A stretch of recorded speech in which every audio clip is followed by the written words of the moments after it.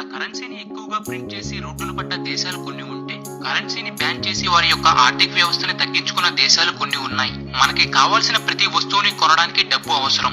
మొదట్లో డబ్బుని బంగారం, వెండి, రాగితోనే కొలిచేవారు. ఆ తర్వాత నాణేలు అందుబాటులోకి రావడం మొదలుపెట్టాయి. ఆ తర్వాత నుండి ప్రతి దేశం వారి ఐడెంటిటీ కోసం వారి కరెన్సీని ప్రింట్ చేసుకోవడం మొదలుపెట్టాయి. ఇలా జరుగుతున్న సమయంలో 18వ శతాబ్దంలో బ్రిటిష్ వారు ఇండియాకి వచ్చి ఇండియాలో కాగితపు నోట్లని వాడడం మొదలుపెట్టారు. అందులో bank of Hindustan, general bank of బెంగాల్లో మొట్టమొదటిసారి కాగితపు నోట్లని బ్రిటిష్ వారు ముద్రించి ఇండియాలో ఒక పెద్ద మార్పుని తెచ్చారు. ఆ తర్వాత నుండి మన దేశపు కరెన్సీని రూపాయి అని పిలవడం మొదలుపెట్టారు. అంతేకాక ఇండియాలోని కరెన్సీని నోట్లలో, కాయిన్లలో వాడతారు. ఇందులో 1 రూపాయి, 2 రూపాయలు, 5 రూపాయలు, 10 రూపాయల కాయిన్స్ అందుబాటులో ఉంటే, నోట్ల రూపంలో 10, 20, 50, 100, 200, 500, 1000, 2000 రూపాయల నోట్లు ఉన్నాయి. వీటిని ఉపయోగించే మనకు కావలసిన ప్రతి వస్తువుని మనం కొంటున్నాం. వీటిని సంపాదించడానికే మనం ప్రతిరోజు కష్టపడుతున్నాం. మరి ప్రతిరోజు మనం వాడుతున్న కరెన్సీని ఎక్కడ, ఎలా ముద్రిస్తారు? అలాగే మన ఇండియన్ కరెన్సీ యొక్క చరిత్రని ఈ వీడియోలో చూద్దాం. బ్రిటిష్ గవర్నమెంట్ 1862లో యూకేకి చెందిన ఒక బ్యాంక్ లో పేపర్ కరెన్సీని ప్రింట్ చేసి వాటిని ఇండియాలో వాడేవారు. ఇదే ప్రాసెస్ 1922 వరకు కొనసాగింది. ఆ తర్వాత 1926లో మహారాష్ట్రలోని నాసిక్ లో మొదటి ప్రింటింగ్ ప్రెస్ ని బ్రిటిష్ వారు ప్రారంభించారు. ఇదే ఇండియాలో స్టార్ట్ చేసిన మొదటి కరెన్సీ ప్రింటింగ్ ప్రెస్. ఇక్కడే 100, 1000, 10,000 రూపాయల నోట్లను ముద్రించేవారు. ఆ తర్వాత నుండి ఇండియాలో జనాభా పెరగడం అధికమయ్యింది. దీంతో ప్రొడక్షన్ తో పాటు కన్స్యూమింగ్ కూడా పెరిగింది. డిమాండ్ కి సరిపడా డబ్బు అందుబాటులో లేకపోవడంతో వీళ్లు ప్రింట్ చేసిన కరెన్సీ నోట్స్ మనకి సరిపోయేవి కాదు. ఆ తర్వాత నుండి బ్రిటిష్ వారు యూరోప్ లోనే కరెన్సీ ప్రింట్ చేసి అవి ఇండియాకి తెచ్చేవారు. ఆ తర్వాత 1947లో ఇండియాకి స్వతంత్రం వచ్చి ఇండియన్ గవర్నమెంట్ ఫామ్ అయ్యింది. ఇది జరిగిన కొన్ని సంవత్సరాల వరకు కూడా మనం బ్రిటిషర్స్ ప్రింట్ చేసిన కరెన్సీనే వాడేవాళ్ళం. ఆ తర్వాత 1975లో మధ్యప్రదేశ్ లోని దీవాస్ లో 2వ ప్రింటింగ్ ప్రెస్ ని ఇండియన్ గవర్నమెంట్ స్టార్ట్ చేసింది. ఆ తర్వాత కూడా ఇండియాలో పాపులేషన్ వేగంగా పెరుగుతూనే ఉంది. దీనితో Indian government America, Canada, Europe నుండి కరెన్సీ నోట్స్ ని తీసుకువచ్చేది. ఇది జరిగిన కొంతకాలానికి ఇండియాలో 2 ప్రింటింగ్ ప్రెస్ ని గవర్నమెంట్ స్టార్ట్ చేసింది. అవి 1999లో మైసూర్లో, 2000 సంవత్సరంలో పశ్చిమ బెంగాల్లోని సాల్బోనిలో కరెన్సీ ప్రింటింగ్ ప్రెస్ ని స్టార్ట్ చేశారు.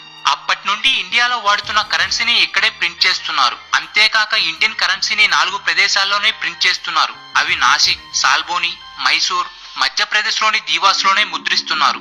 ఇంకా ఇండియన్ కాయిన్స్ ని ఇండియన్ గవర్నమెంట్ ఫ్యాక్టరీస్ లో తయారు చేస్తారు. అవి ముంబై, కోల్కతా, నోయిడా, హైదరాబాద్ లలో ఉన్నాయి. ఈ కాయిన్స్ ని క్లోజ్ గా అబ్జర్వ్ చేస్తే అవి ఏ ప్రింటింగ్ ప్రెస్ లో తయారు చేశారో మనం చెప్పవచ్చు. అది ఎలాగంటే ప్రతి కాయిన్ వెనక ఒక చిన్న గుర్తు ఉంటుంది. దీన్ని చూసి అవి ఏ ప్రింటింగ్ ప్రెస్ లో తయారు చేశారో మనం చెప్పవచ్చు. నాణెం కింద ఉన్న గుర్తు విరిగిపోయిన డైమండ్ రూపంలో ఉంటే అది హైదరాబాద్ లో ప్రింట్ చేసింది. అదే నోయిడాలో తయారు చేసిన నాణెం కింద ఒక చిన్న డాట్ ఉంటుంది. ముంబైలో తయారు చేసిన నాణెం కింద డైమండ్ షేప్ లో గుర్తుంటుంది. వీటితో పాటు కోల్కతాలో తయారు చేసిన నాణెం కింద ఎటువంటి గుర్తు ఉండదు. ఇక 10, 50, 500 రూపాయల నోట్లను దీవాస్ లో ముద్రిస్తారు. మైసూర్లో 2000 రూపాయల నోట్లను ముద్రిస్తారు. అంతేకాక దీవాస్ ప్రింటింగ్ ప్రెస్ లోనే ఒక్క సంవత్సరానికి 265 కోట్ల కొత్త నోట్లనే ముద్రిస్తారు. ఇది ఆర్బీఐ ఆధ్వర్యంలో జరుగుతుంది. అంతేకాక ఇండియా మొత్తం మీద ప్రతి సంవత్సరానికి 2000 కోట్ల కొత్త కరెన్సీ నోట్లని ప్రింట్ చేస్తారు. వీటిని ముద్రించడానికి అయ్యే ఖర్చులో 40% కాగితానికి, దానికి వాడే రంగుకే అవుతాయి. అంతేకాక ఈ నోట్లని కాటన్ తో తయారు చేసి దానికి ఒక ప్రత్యేకమైన రంగుని యాడ్ చేసి మన కరెన్సీ నోట్లని ముద్రిస్తారు. అయితే ఈ సెక్యూరిటీ ఇంక్ ని స్విట్జర్లాండ్ కంపెనీ అయిన సిప్కా నుండి తెప్పిస్తారు. ఈ కంపెనీ ఇండియాకే కాక ఇంకా కొన్ని దేశాల కరెన్సీకి అవసరమైన కలర్ ని సప్లై చేస్తుంది. దీనితో పాటు ఇండియాలో తయారు చేస్తున్న కరెన్సీలో వాడే కాగితం ఇండియాలో తయారవ్వదు.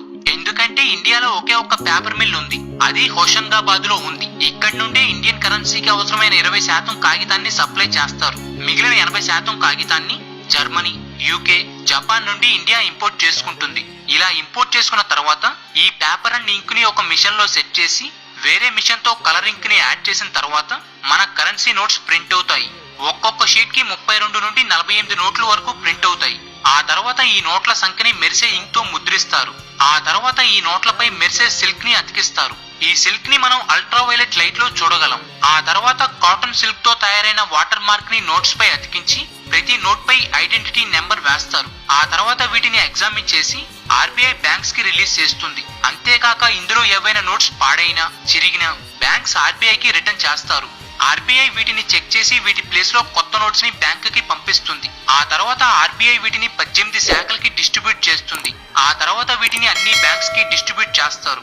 బ్యాంక్స్ నుండి ఏటీఎం నుండి మన దగ్గరికి కరెన్సీ ట్రావెల్ అవుతుంది. మరి మనం వాడుతున్న కరెన్సీ ప్రింట్ చేయడానికి ఎంత ఖర్చు అవుతుంది?